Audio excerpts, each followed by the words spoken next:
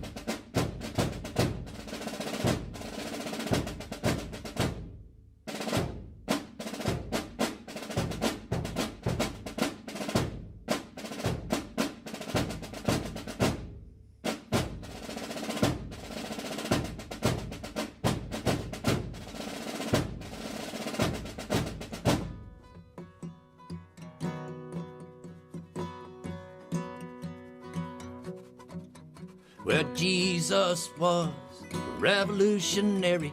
He died in the electric chair of his day. He broke bread with them beggars, whores, and sinners, and he pissed off the rich with the things that he'd say.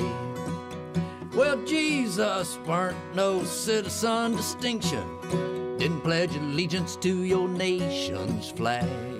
He come to town on the back of a donkey, searching for a stone upon which to rest his head. Long ago now in a land of Galilee, come a man with a beard, long hair and dirty feet. They didn't like things he said, they didn't like things he taught, so they marched him up a hill and they nailed him to a cross. Yeah, Jesus was a revolutionary. He died in the electric chair of his day.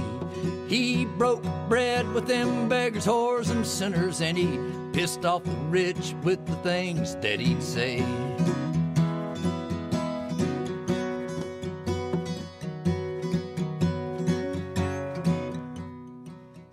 Well, Jesus, well, well, Jesus weren't no real estate investor, didn't have a pension or an IRA. He laid up all his treasures there in heaven, then he died in the electric chair of his day.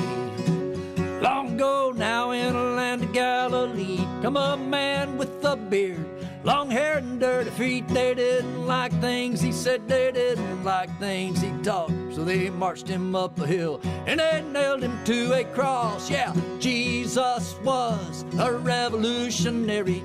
He died in the electric chair of his day.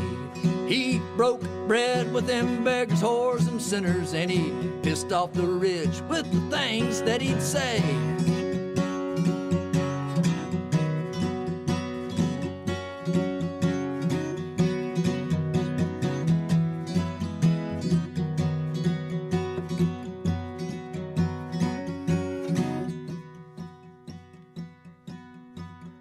Well, Jesus was a radical. He had a socialist agenda. Divvied up the bread and fish and he give it all away. He weren't no member of the Chamber of Commerce. No, he turned over tables where those deals got made. And long ago now in the land of Galilee, come a man with a beard, long hair and dirty feet. They didn't like things he said, they didn't like things he taught, so they marched him up a hill and they nailed him to a cross. Yeah, Jesus was a revolutionary. He died in the electric chair of his day. He broke bread with them beggars, whores, and sinners, and he pissed off the rich with the things that he'd say. Yeah, Jesus was a revolutionary, and he died in the electric chair of his.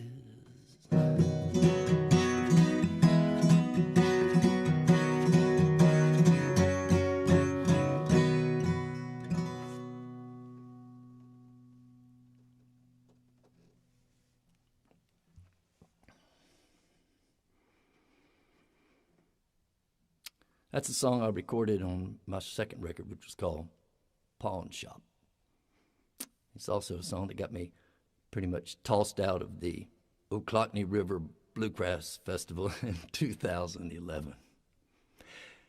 We're going to do some cartoons now from my friend Zeke Williamson, who lives, I call him Zeke of Augustine. He lives in St. Augustine. I think he is probably the most relevant cartoonist on the planet now, and he's got almost 100 followers on the Instagram. You need to follow him. It's at Ping Pong Lessons on Instagram. Let's show a few of these, Pete. Let's show some of these latest ones he's got. This is, now bear in mind when Zeke does these are all on about 3 inches by 3 inches. But this is the labyrinth of the president. And I would love to have that enlarged for my wall. I'm going to talk to Zeke about that. Got another one here. I'm not really sure which one's going to come up. He does Mitch McConnell better than anybody, and I really like this because I really think that the thought here in McConnell's mind is really kind of has been the thought in the 71 million people who did not vote for Joe Biden. We got another one here. We've got 2 more. Let's see what this one is. The great symbology of the snake eating its tail. Notice how he plays with the little orange hair. I think we have one more.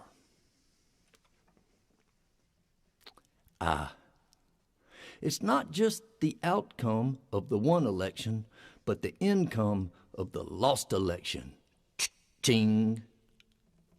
Which has become blatantly obvious that raising money for the Election Defense Fund is really nothing other than a way to raise money to help cover the $450 million owed to banks of unknown origins. I'm going to read a little thing here I wrote this not too long ago, and it's so much of what I write is kind of inspired by a conversation I had with my father. Now, this is I call it a poem, but it doesn't rhyme. It's really kind of a story, and it's called The Truth Game. There is a football game between the blue team and the red team. The stadium is full of fans, and half the people are pulling for the red team and half for the blue team. The score is tied, and the final seconds are ticking off the clock. Then the red team throws a Hail Mary pass to the end zone. There's a catch, but the receiver's right foot is very close to the line. Half the people in the stadium, the fans of the blue team, stand up and scream, "He was out of bounds!" And the other half, the red team, stand up and scream, "Touchdown!" How is this possible? How can perception be so varied? It's because this is our relationship to the truth. Our eyes are not searching for it. Instead, the eyes have abandoned the search for truth and are now doing the bidding of the heart.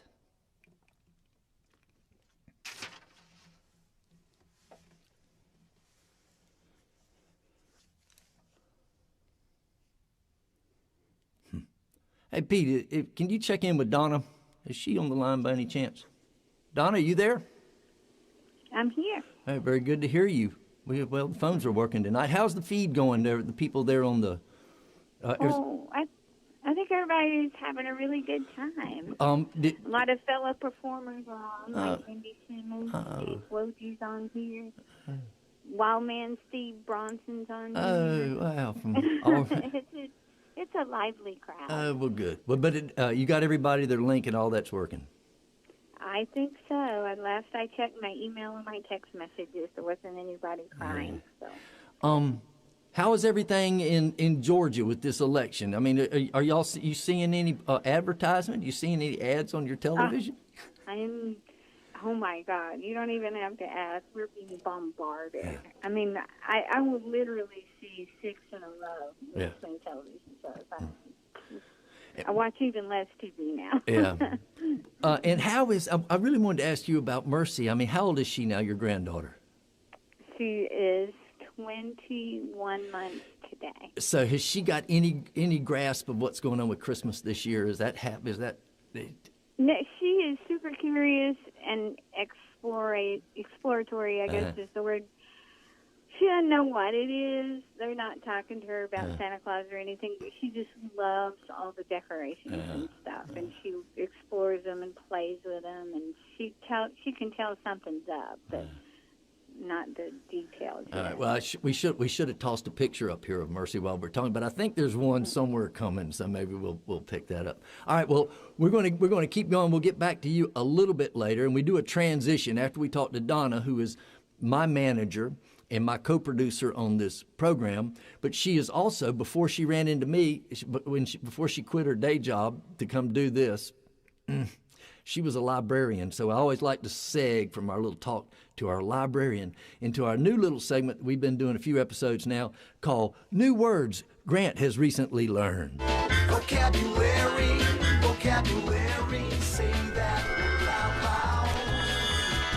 Vocabulary, that's what it's about. Vocabulary, that's what it's about. All right. So what's happened is I've been reading so much media lately. I subscribe to the Times and the Washington Post and the Wall Street Journal and the Miami Herald, and so I'm doing a lot of reading of newspapers. I'm running into a lot of new words, and so I just decided I was going to try to share some of the words I'm trying to learn. Just because I come and bring them here today does not mean I actually know this word, but this is my attempt to learn a few words. And the first one is confabulate, which is to talk casually or to chat. But when I heard it was used in a psychology sphere or in a psychological term, which is to fill in gaps in one's memory or knowledge with fabrications that one believes to be true. And the sentence I came up with is, totally ignorant of the science involved, he once again simply confabulated while addressing the nation, or chose to confabulate while addressing the nation. And here's another word. This is a legal term, dispositive. Never had heard this. Confabulate was vaguely familiar, but this is relating to the settlement of an issue. Generally a legal issue, and here's the sentence I came up with. In spite of all his harangues and claims of fraud, nothing dispositive was presented to any court of law. Okay, now this next word is kind of tricky because every now and then this happens to me as I see the word and I'll look it up and I'll use it in sentences and I still don't really think I understand what the hell it is. But this word is epistemic. And it means relating to knowledge or to the degree of its validation. And the sentence I came up with this, focused solely on self-aggrandizement. There was zero regard for building an epistemic regime. So anyhow, I came up with all of this, and I still wasn't satisfied. So I called my friend Bill, who is my mullet fishing friend. And he's a mullet fisherman, but he's really good with words. And so I called him up. And I texted him and I said, how do you use this word? And he wrote me back. He said, epistemic is a philosophical term having to do with how we know what we know, or whether we know what we know, or whether it's even possible to know what we know, or whether we really know nothing. And it's so much like a little dog chasing its tail. I believe it is a term they made up so that they could all be in a secret club that knows the word means nothing. And consequently, they can feel superior to the rest of us who spend their lives trying to figure out what the hell it means. That's our little episode, our little segment of new words Grant has recently learned. Vocabulary, vocabulary, say that loud, loud. Vocabulary, vocabulary, that's what it's about. Vocabulary, vocabulary, that's what it's about. Our guest tonight is John McCutcheon, and John is a guy that I've known for a few years, and he's been really kind to me and let me open a few shows for him. And I got very interested. I heard he had made a new album during the pandemic, and I went and kind of checked it out. And there was a song there that I just fell in love with. If had I known about this song, it would have been the theme song for Clay Tablets. And so Donna got John on the phone to see if he would be our guest, and he said he would be happy to. And so I'm going to play us. We're going to play you a video of a song that he wrote called "100 Years."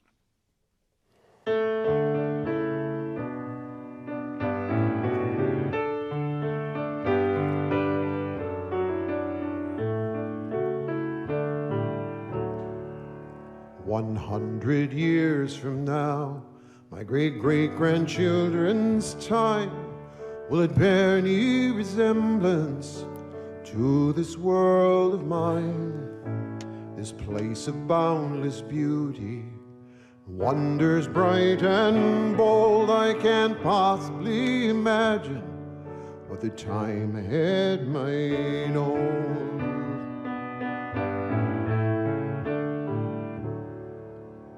Each day I am more of the past.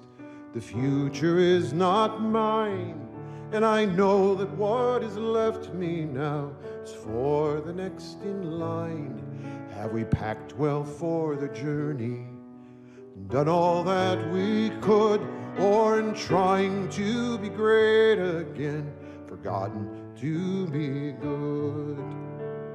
I saw the handprint on the cave wall, reaching from the past. I wonder just what kind of ancestor I might be at last.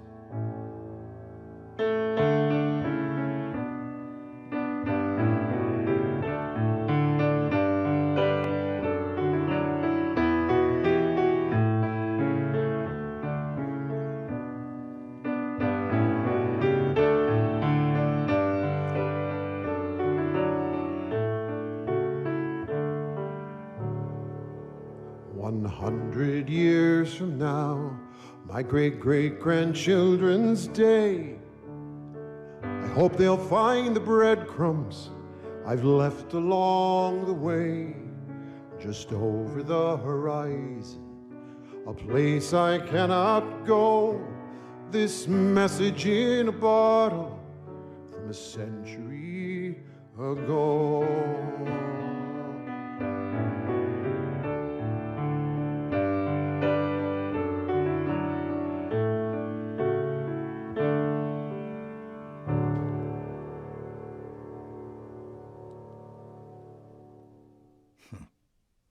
You could see why that would be the theme song for Clay Tablets. All right, now we get to one of the more exciting points in the Clay Tablets program. As everybody knows, this is when everybody kind of gets a little tense, because this is when we make the phone call. Call John McCutcheon. Just to confirm, you'd like to... Yeah. Calling now.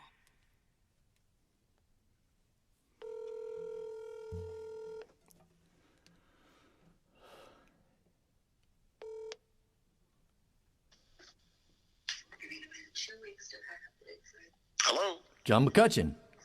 Grant Peeples. How are you? I've been doing pretty good. How about you? Well, I've been doing as well. Yeah. We just I got a couple hundred people listening to you here, and we all just listened to this song that you wrote called 100 Years. And I told the audience that I really think it could have been the theme song for Clay Tablets. It's the song is kind of a self-described message in a bottle to your great-grandchildren.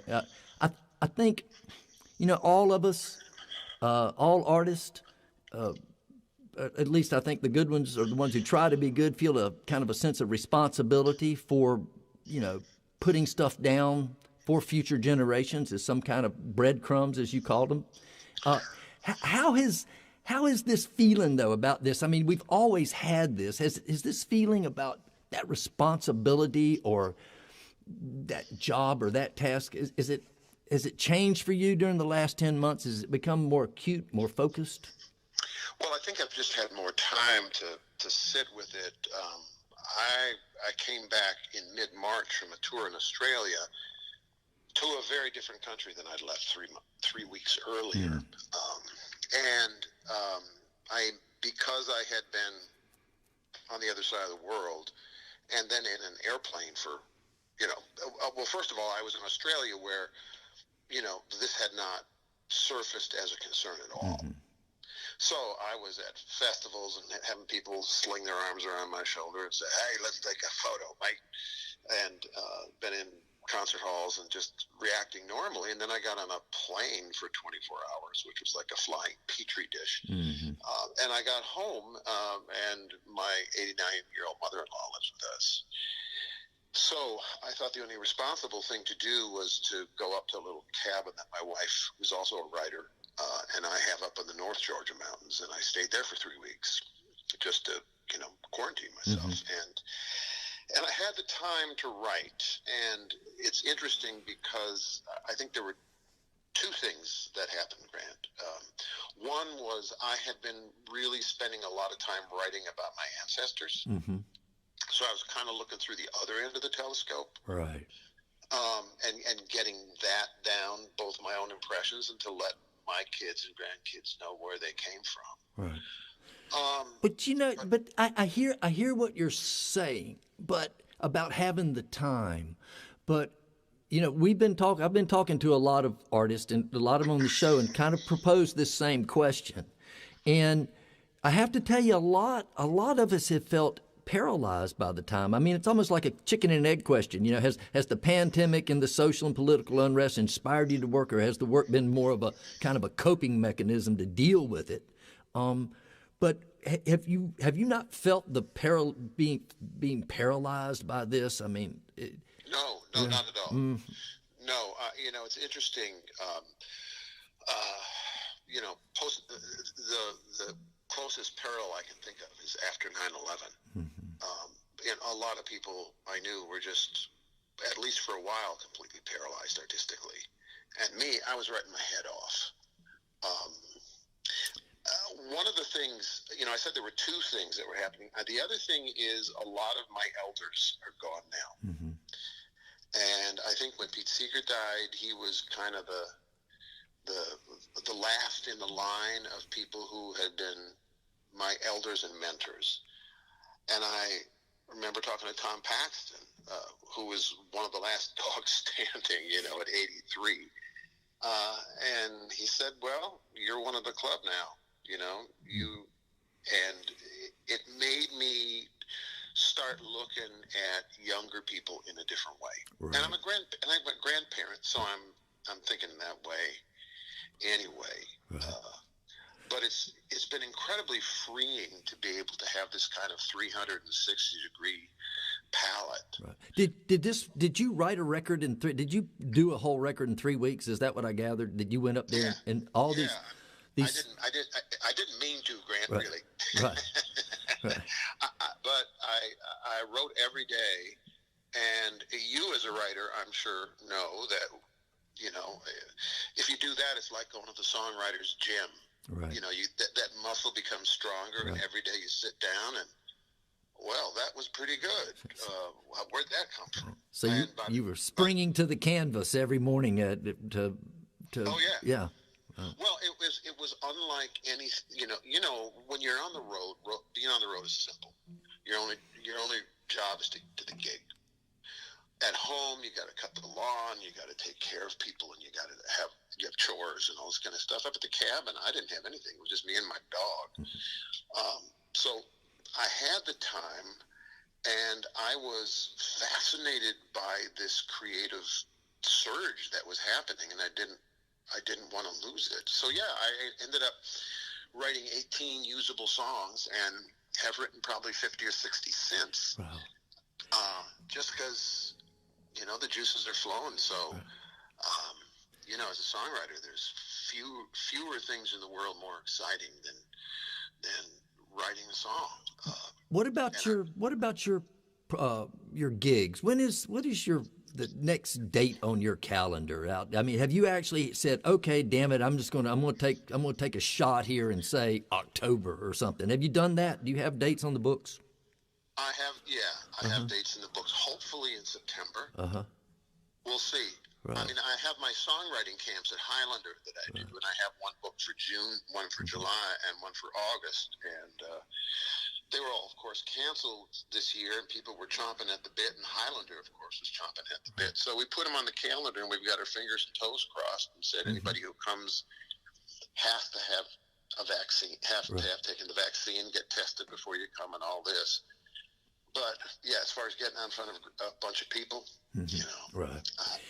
Who knows, really? Right. We're the last piece of the workforce that's going to be going back to work. That's exactly right. We're the most non-essential.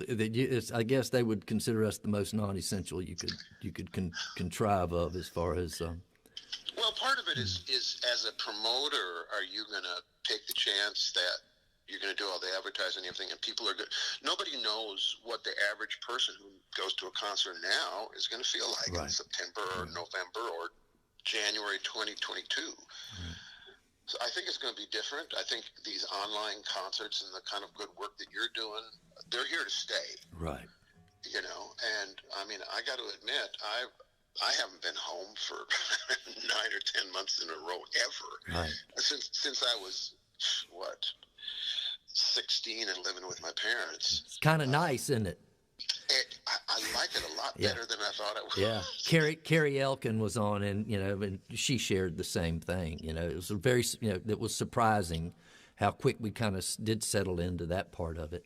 Well, I was talking to my buddy David Holt the other day, and we were kind of comparing notes, and he said, "How did we ever do that? How did we ever get on a plane every weekend and leave our families and miss the blue and gold banquet and Christmas parties? Because we're people's free time." Yeah. Well, I've got one more. I got one more question. There's some. First of all, I just want to know what is the name. I want to be able to share the name of the record in it because it slipped my mind, but I've listened to the whole thing. Donna's listened to it 10 times. And what is the name of it? It's called Cabin Fever. Cabin Fever, and it is available now. I mean, people can get it if they. Oh yeah, Okay. Well, what I did, I mean, you know, one of the things that happens is we're inventing all kinds of new ways to do things. So it's a download only, Okay. and it's a pay what you want. Right. Because I know there's lots of people who don't have work and they need music too. So Right. that's That's you know, how. a lot of people are paying a lot more than they would normally pay, and I think it's just to support us. Right. But yeah, Cabin Fever, songs from the quarantine. Okay. Okay. So I got one more question. So, you know, I've seen your performances, and you know they are. It's not just a guy with 18 instruments playing 18 songs. I mean, they're kind of scripted. They're narrative, and I was wanting to know, like, just figure you got your first concert in September. Do you see, you know, is there a narrative? Is there a kind of a new message? Is there anything what's the first thing you want to say to an audience? Thank you. Yeah. Thank you for coming back. Thank you for waiting for me. Right. Thank you for being there in this interim when we want to be together so much. We're willing to watch concerts on our computers Right. and our iPads and phones and stuff. I think that, you know, it's going to be where have we been? How have you been? This is what I thought about. This is what I wrote about. This is what might come ahead of us. You know, it's going to be a beautiful thing to get in a room with a group of people, believe me. Well, I can't wait, and I can't wait to see you. And I really appreciate you coming on with. And that record is Cabin Fever, and it is available. It's online, and all of these 18 songs, including the one that we played tonight. Yeah. Well, listen, thank you, buddy. Thank you Stay so healthy. much, John. And You stay healthy. Love you. All right, thank you so much. Love you. All right, Bye-bye. bye. John McCutcheon.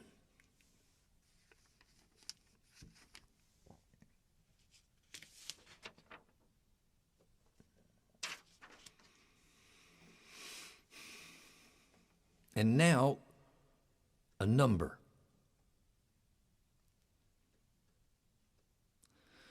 This is the number that we showed on our last episode, which was November 15th, I believe. And this is something that I really wish we had started in March when we started this program. But this is the number of Americans who have died from COVID-19 as of November 15th. And then we have another number. This is today that I just took off the CDC website about 3 hours ago. This is the number of Americans to date by December 15th who have died in America. And when you do the math, this is the number of people who have died since I last saw you guys here in this studio. It's 51,000. That's pretty much the number of people who died, and a number of American soldiers who died in Vietnam. You can do all kind of things with these numbers. I do want to say my friend Dennis Devine, songwriter out of Central Florida, lost his mother. Nellie, who is the promoter of the Gamble Rogers Folk Festival, lost her grandmother this week to COVID. And I will also say that my father, during Thanksgiving, the week before Thanksgiving came down, was tested positive for COVID-19 and was ill throughout Thanksgiving and through his 90th birthday on December 2nd. But the good news is he is back, 90 years old, and he kicked COVID's ass. All right. So, on another note, Christmas,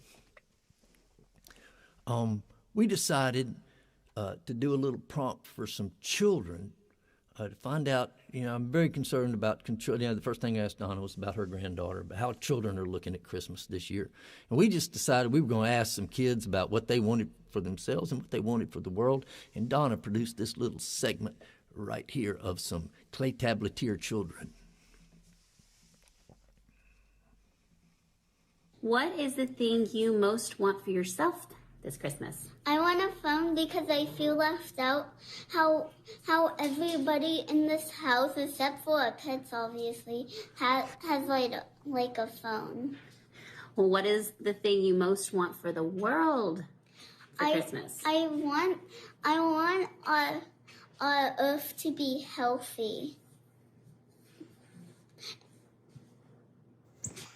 What is the thing you want most for yourself for Christmas?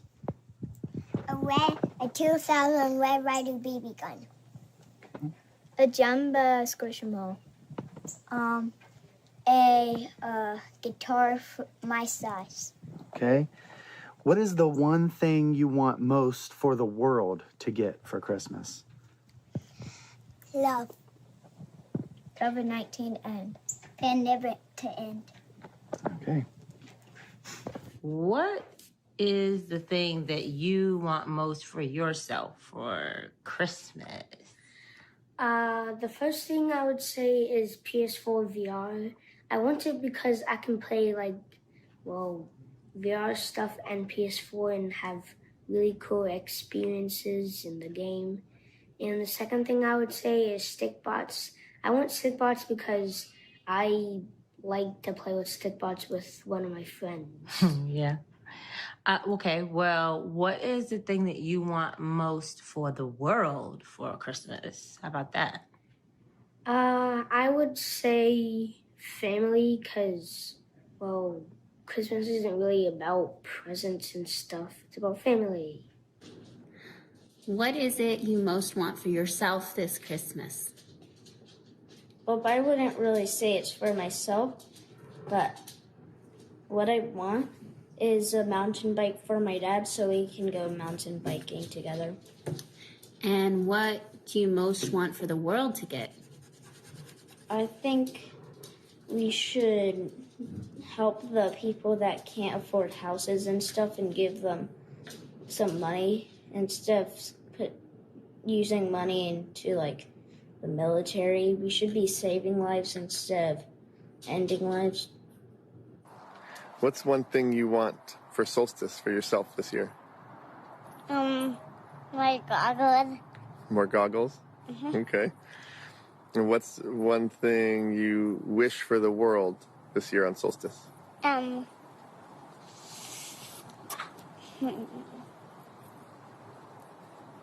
Fruit trees Fruit trees?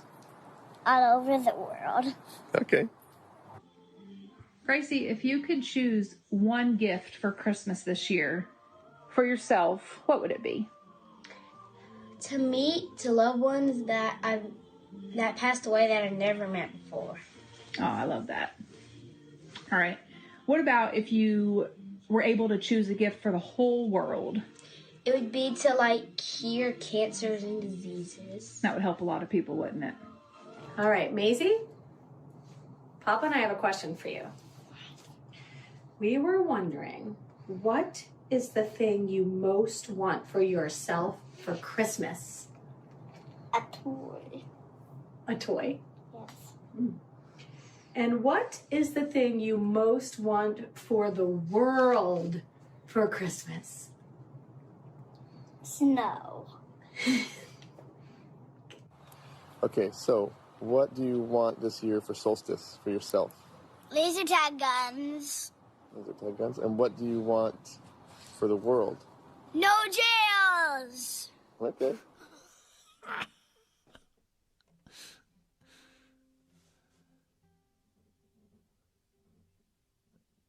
Oh, that's Maisie right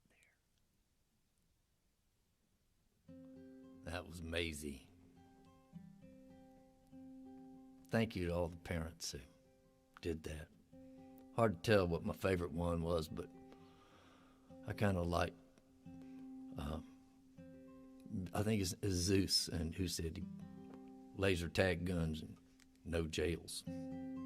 And then if you didn't get a tear in your eye for the little fella that wanted a mountain bike for his dad so his dad could ride with him. My friend, I'm just gonna play this song. Dear Judas, well, I've been meaning to write. Things have gotten kind of crazy. I hope that these lines find you well enough. And the weather is good. I'd like to come visit, and I would if I could. But see, Daddy's not well. He's ungodly depressed. He just stares out the window at his world all day. Dear Judas, I don't know what to say.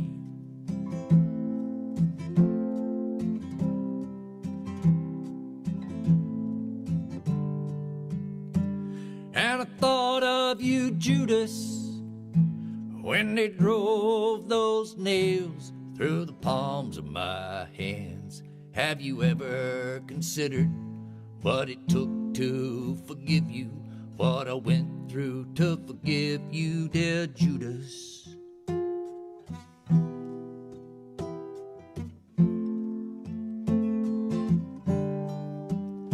And dear Judas, well, I've been meaning to write. I hope you've enjoyed your blameless life. But man, you sold yourself short. It was your hand to lose.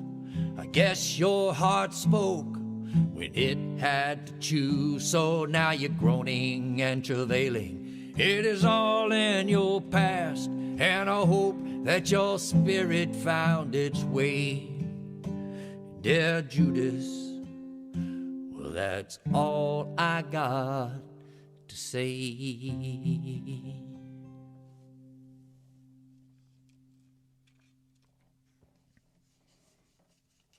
Judas.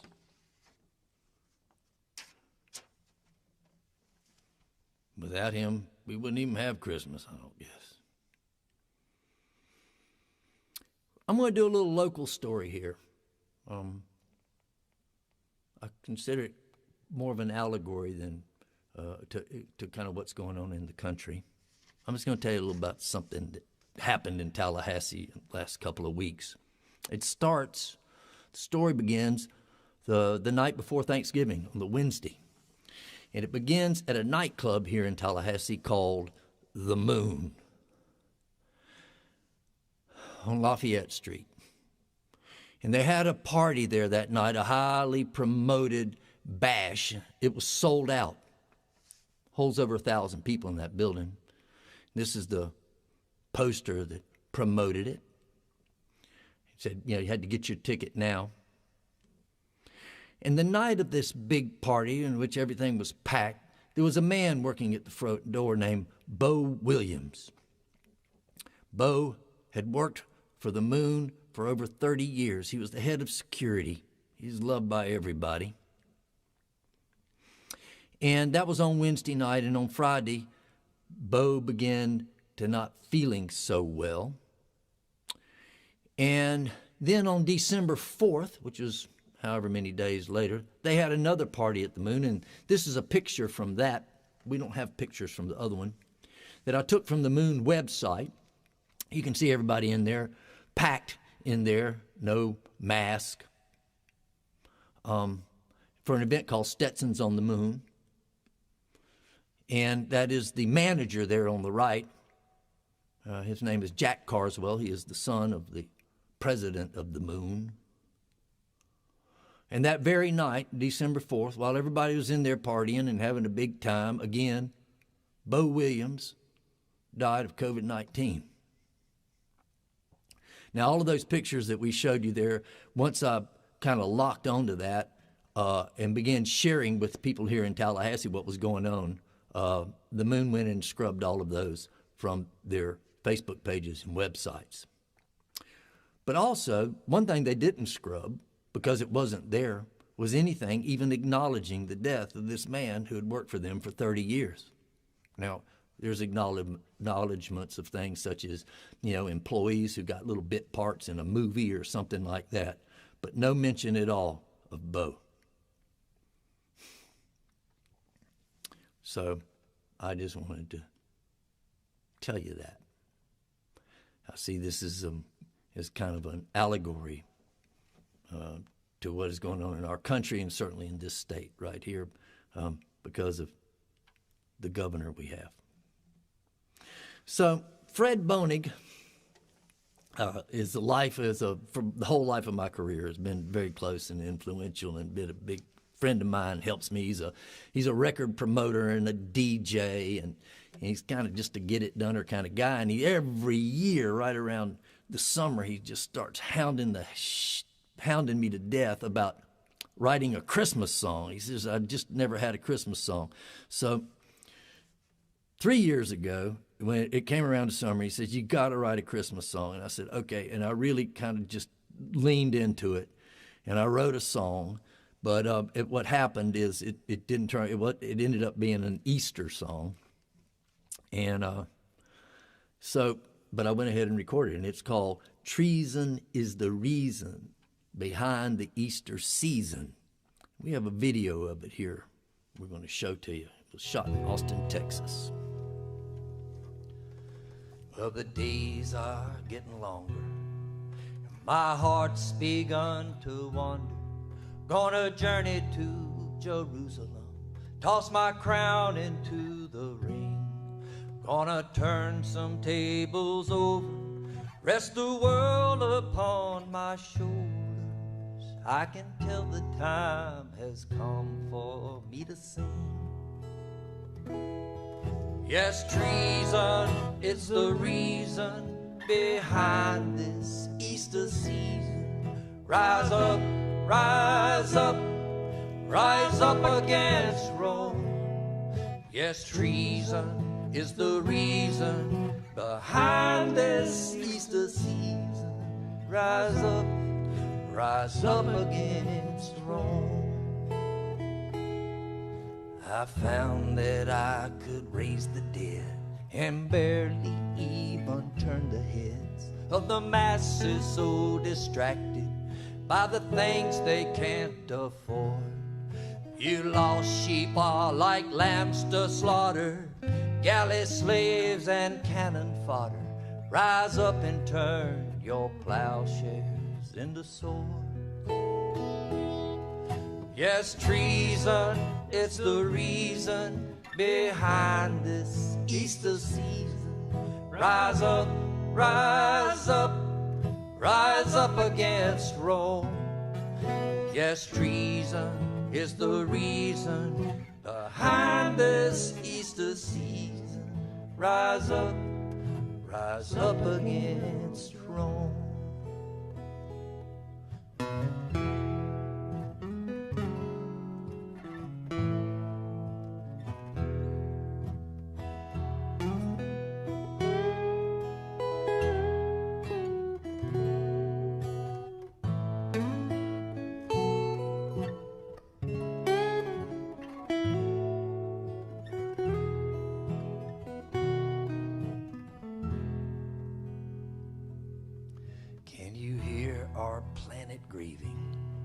Can you hear her restless breathing? Is it not clear she's grown weary of the havoc you have wrought? That myth about a bloody moon, a rugged cross, my empty tomb. Sacred symbols of the very things you've lost. Yes, treason is the reason behind this Easter season. Rise up, rise up, rise up against Rome. Yes, treason is the reason behind this Easter season. Rise up against Rome.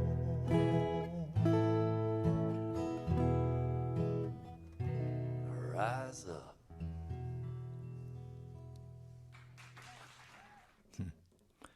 Treason is the reason.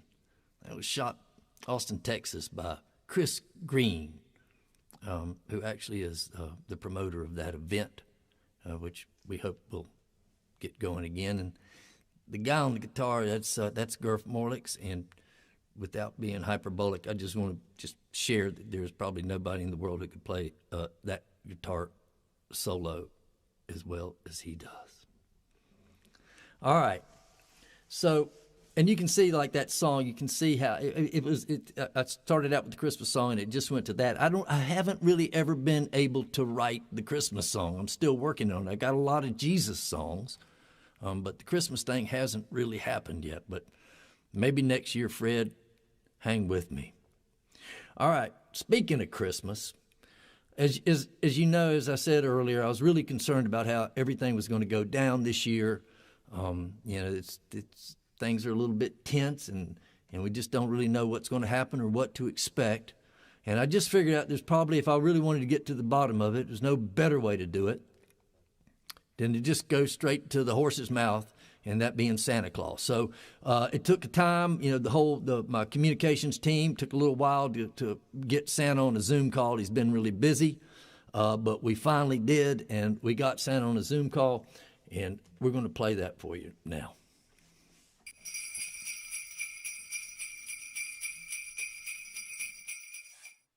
All right, Santa, wow, it's so good. I really appreciate you being on. And I guess the first thing I just have to ask is, everybody just wants to know, how are you and Mrs. Claus holding up during the pandemic up there in the North Pole?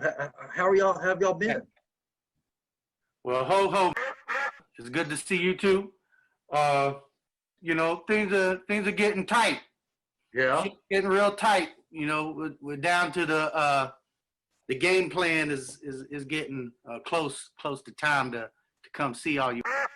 Well, but that, I guess that's my next question though. I mean, is Christmas really going to happen this year? There's been some people concerned that you might not be doing this thing. Man, we like Florida. We're gonna do it. We're gonna do it up. So it has not been canceled. Christmas has not been canceled on my behalf. No. Well, can you tell me some of the things that children have been asking for this year that they have not asked for in the past? I mean, are there any special gifts that you're getting requests for this year that you haven't gotten that that are standouts? Man, I tell you what, there's on a real level, there's probably been a lot of gifts that I can't give that kids have been asking for the families and things like that. Yeah. On a real. And then you've got little Mikey over there asking for his stripper to come by him and see him. Yeah. I don't know how old little Mikey is. That's just what he goes by. So how do you handle that if somebody asks for a stripper? How do you deal with that? We got elf strippers back here. Oh, you got elf strippers. Yeah, man. They come in, they do their thing, and they hop up the damn chimney just as fast. Right, I got you. They come out, they even appear with a magic golden pole. Right. I have a question for you. I mean, I was just kind of wanting to know, I know some years, you bring switches, and I just want to know if this year, are you still going to do the switches, and are there anybody that you can tell me about that's going to be getting switches that you might want to let me know about? Well, we do still standard switches. Yes, we have those, and they do come packed up and wrapped up in coal along with them. Yeah. I can't really, because of the clause, but I can't really say, who can get what. Well, that's like a professional. It's just your professionalism. That's right. And you can't really do that. But we can't say who's going to get those switches. But well, can I ask you this? Do you ever have anybody that ask for switches? Little Mikey asks for that shit all the time. Yeah, really? He be using them. He use them. So yeah. We got a lot of requests for stitches. Okay. Well, so here's the question I have. Here's another question I have for you. Now, look, you try to bring something that everybody wants, but for years, I've always put stuff out for you at by the Christmas tree. And I've just never really been sure if I've been putting out the right, when you come down that chimney, if you've been out, you just been going all night, and you come down the chimney and you hit the living room And here's the test. What is it you really like to see, like when you come down? What really you want to see? I need to go ahead and set this damn record straight. Everybody thinks that I like milk and cookies. Right. I do like milk and cookies, but not the way you think I like milk and cookies. Okay. My milk and cookies come from Miss Claus. Now, I got to pay her milk and cookies because Miss Claus is right around the corner, and she was to hear me talking about, little Mikey's hoes over there and their milk and cookies. I can't go into that. Anyway, milk and cookies, what I really would like to see, hell, why don't y'all leave a brother some money or some pictures? Some you got grandmas over there. Give me something to look at. Santa may be old, but his ass still like to party. I see. Leave me some. Look, little Mikey left me this. Homeboy know what's up. By the way, I almost this bitch up in little Mikey's honor. I hope y'all don't mind, but damn it, Santa. But if you smoke while you're out working, do you ever get lost? Man, I tell you what, the elves are so good. They got me this damn GPS. I don't even have to drive. I barely have to deliver gifts. Get through my thick ass beard. Yeah, we got it set up now, man. This is 2020. Right. So you don't have any trouble getting lost. That's not anything that ever happens to you. Only on the good times. I got you. Well, okay. So I just want to know, is there anything before we go here? I want to know, is there any message that you want to send out to all the little boys and girls out there who are counting on you to deliver? Is there anything you want us to is there anything you would like to be able to say to them tonight? Yeah, love your people really good. Love them like they ain't no tomorrow, because there may not be no tomorrow. Instead of asking for, how about doing some?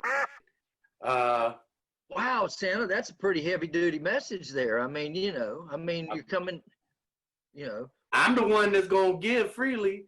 Uh-huh. You should give freely too. That's what I think the whole message got turned around. We should be doing. I got you. So doing, you receive. I see. So you consider the fact that you're out giving, you're just trying to set a giving example. You're just trying to get other people to emulate what it is that you're doing. I got you. Okay, well, listen, I know you got a lot of work to do. It looks like you're really busy, and it looks like you got a lot going on, and we just want you to please say hello to Mrs. Claus and all those elves. And what about Rudolph? Is he on board this year? Oh yeah. Things are looking tight, and he normally he's on normal rotation these days. All the kids like to see him. You can hear him, all the kids. They think they see him because they driving down the road, and the parents be like, "Look, there's Rudolph. That's a damn power line or some some kind of telephone pole or radio station." I got you. Real Rudolph, he'll be up there. Okay. Well, we look forward to seeing you, and we just want you to make sure you travel safe. Wear your mask, Santa Claus, when you're coming into these houses. You need to wear your mask and maybe hit a little hand sanitizer before you go back up the chimney. That's what we always do. The elves take care of that. Okay. All right. We'll see you later. Have a Merry Christmas and travel safe. Merry Christmas, brother.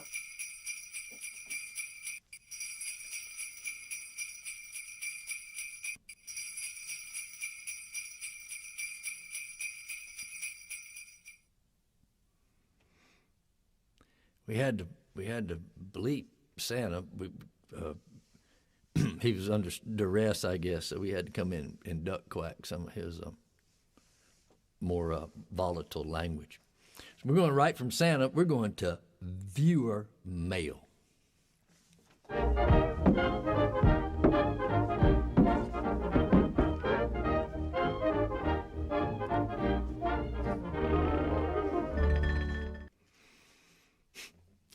So the mailbag was light this month, and I think it's because I just didn't encourage people to write and ask me some questions, but it could be because the mail's backed up. I have a feeling I'm going to go to my mailbox next week and we'll have all these letters, people asking me questions they wanted answered. So we only really had 2 letters this month, and one was from my good friend Linda Young over in Navarre, Florida. She's a planetary warrior. She's just a hard-ass, badass environmentalist. And she wrote me, and she just said, Grant, I just want to let you know I've been thinking about your clay tablets project.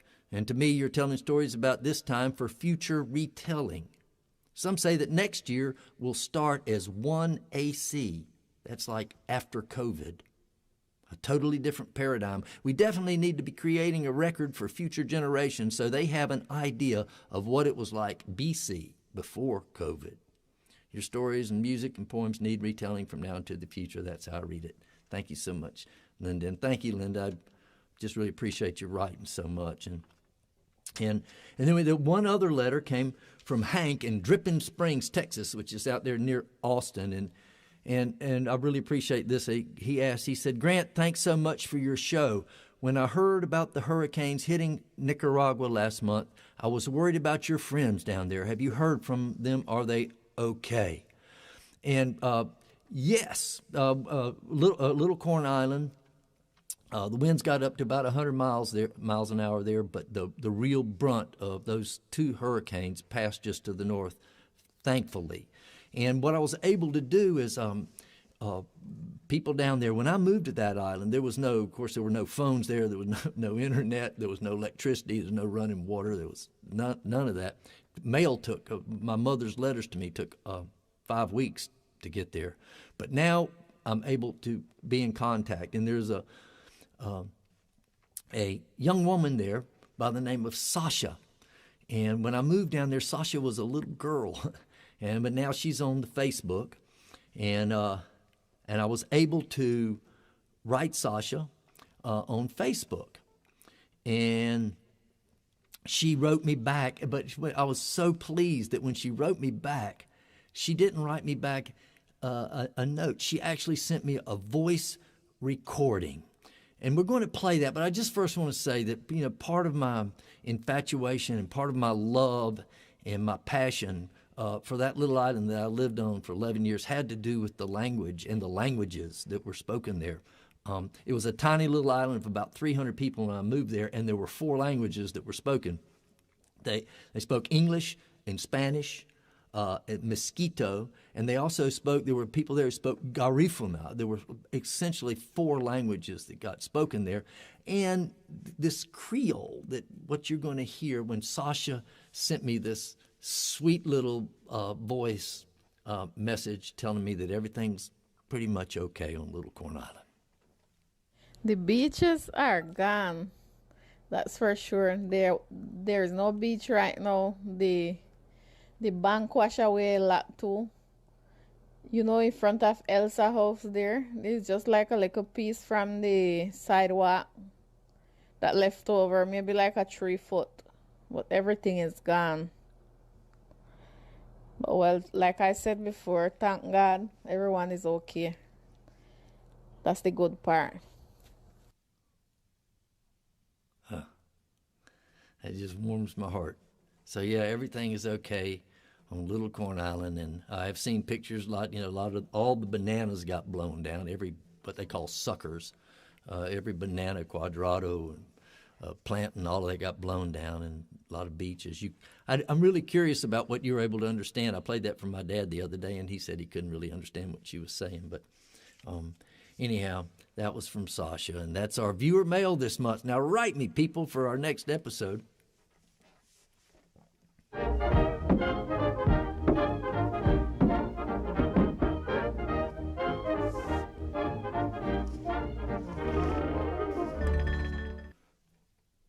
So this is another story we're going to tell. It's kind of a local story, but it's actually a national story, and it has gotten some national attention, but it took place right here in Tallahassee. We start in May of the story kind of begins in May of this year. when a young woman by the name of Rebecca Jones, who was working for the Department of Health and who had built a COVID dashboard for the state. She is a statistician, a number cruncher. That's what she does.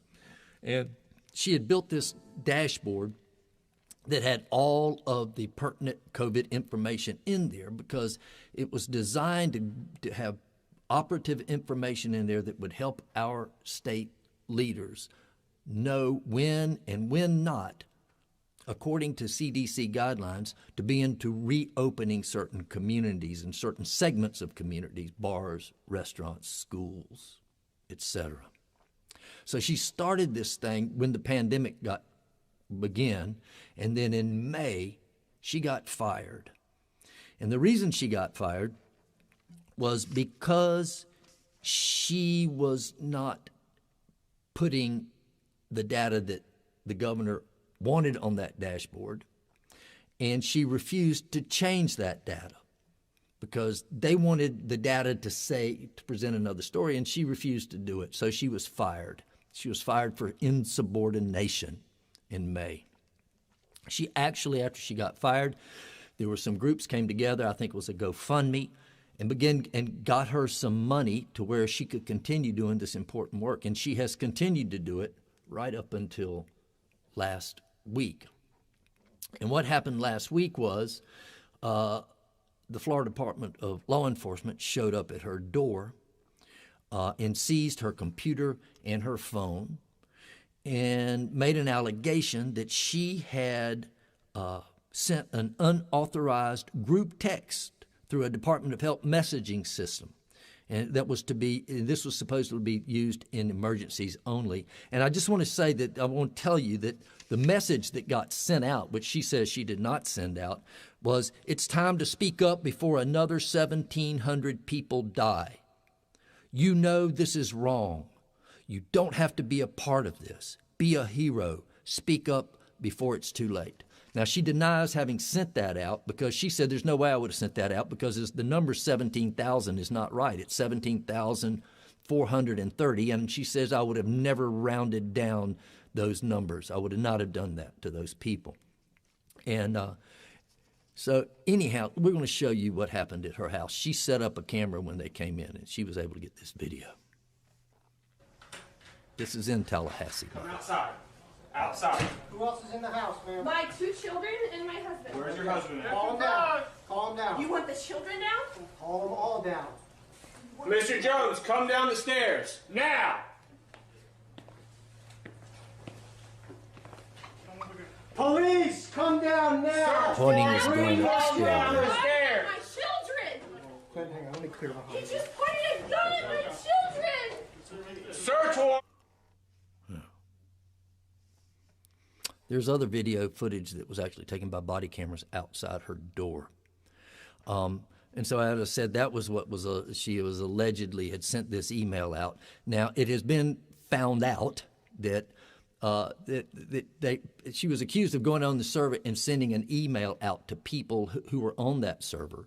But the truth is that the password, that anybody who had gone to that website could have done what she's done. Now, all of that's been taken down and redacted, but people have taken pictures of the very information that proves that anybody could have done what she was accused of having done, but she said she did not do. And I just want to finish up that Rebecca Jones made a statement, and she said, "This does not shut me down. If DeSantis did not learn the first time he tried to defame and threaten me that it didn't work, he's about to learn it now." As my dad said, she's got balls.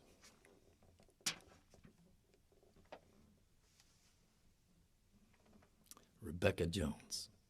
Stay tuned into that story. It is an important one.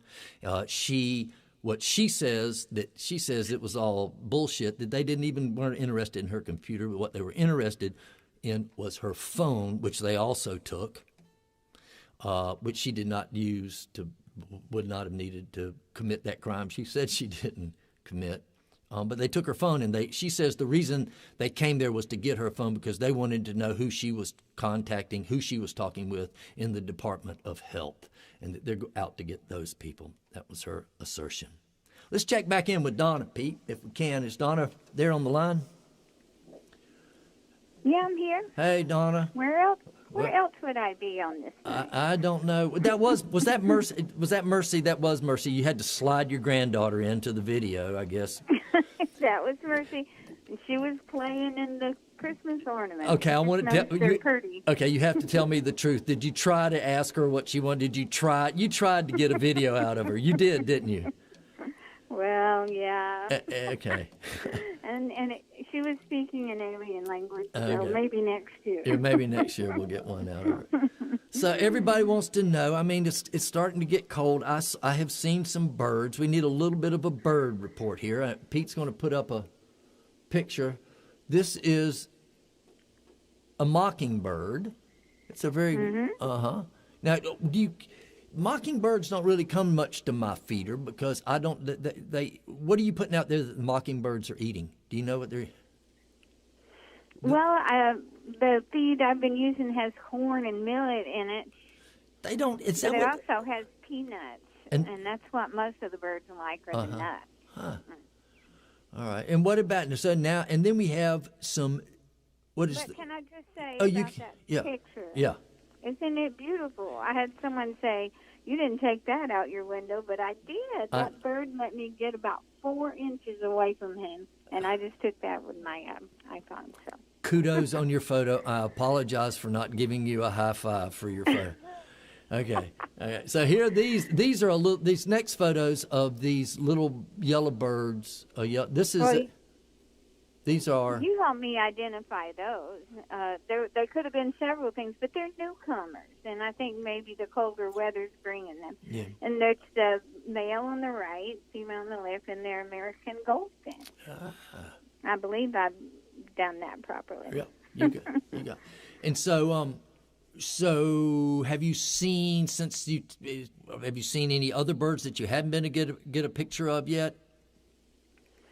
There's a group of little sparrows that are showing up, like 4 at a time, right, that haven't been before, and they just started, and I haven't been able to get them yet. And they will wipe out the millet. Right.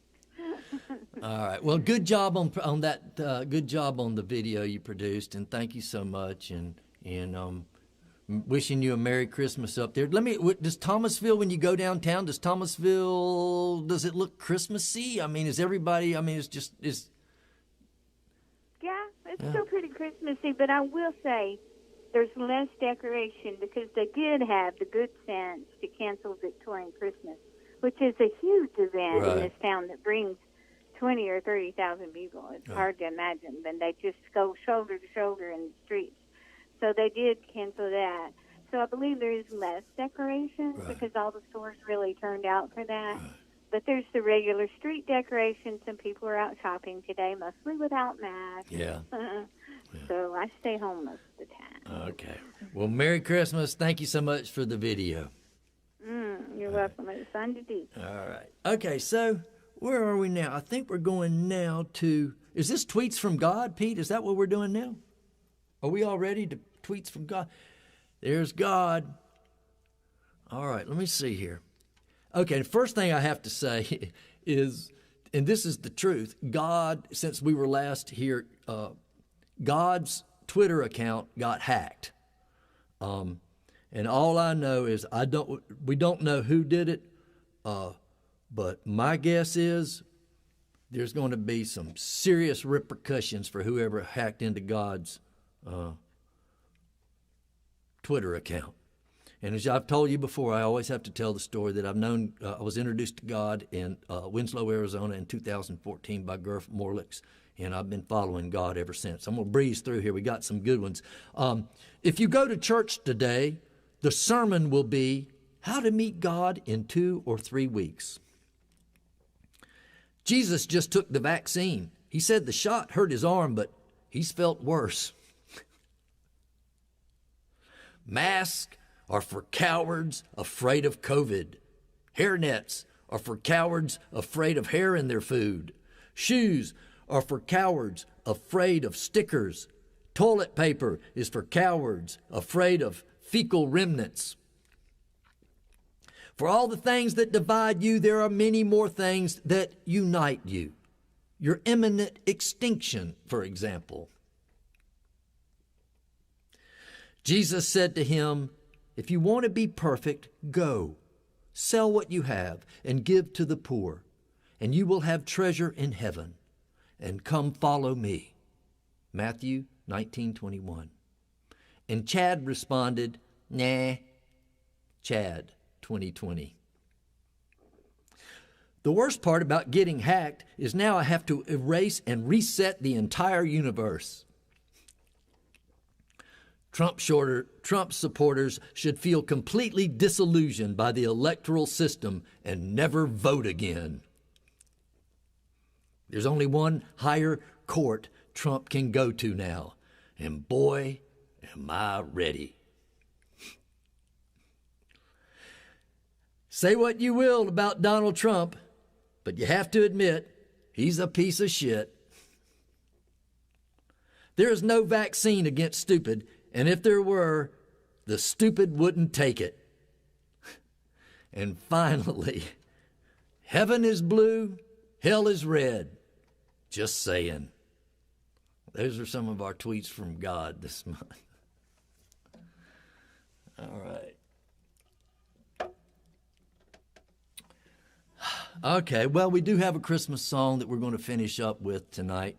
And I want to thank everybody for being here tonight and once again for the support of this program that we've been doing. Tonight was 10. We have 2 more. And I am just so grateful to you who have supported this and kind of sustained me, as I've said before, not just financially, but creatively and spiritually. And even more important than any of that you supporting this is giving me a way to stay connected to you, the people from whom this whole career came. And for whom I continue to try to do like John McCutcheon and jump to the easel every morning. So we're going to finish up tonight with the song written by John Prine, and it is my favorite Christmas song. John Prine died of COVID. I believe it was April 7th of 2020, and leave it to John Prine. John Prine had first time song I ever heard John Prine sing was a song called Sam Stone. And it wasn't a song about the Vietnam War. It was a song about people coming home from the Vietnam War. And Prine had that kind of eye. And this is a song about Christmas in prison. It was Christmas in prison. And the food was real good. We had turkey and pistols. They were carved out of wood. And I dream of her always, even when I don't dream, 'cause her name's on my tongue and her blood's in my stream. Well, wait a while, eternity. Well, old Mother Nature, she got nothing on me. Come to me, run to me, come to me now. Oh, we're rolling, my sweetheart, we're flowing by God. She reminds me of a chess game with someone I admire, or a picnic in a rainstorm after a prairie fire.